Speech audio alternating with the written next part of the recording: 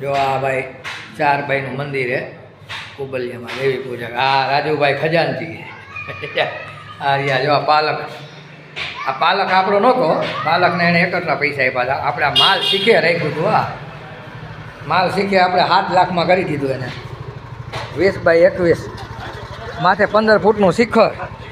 બરાબર, કોઈને બનાવવું છે જો દરવાજો જુઓ, જર્મનનો દરવાજો કરાવ્યો જોઈએ છે ને. આ કોઈને કરાવવું આવી રીતના હોય તો કહેજો. જો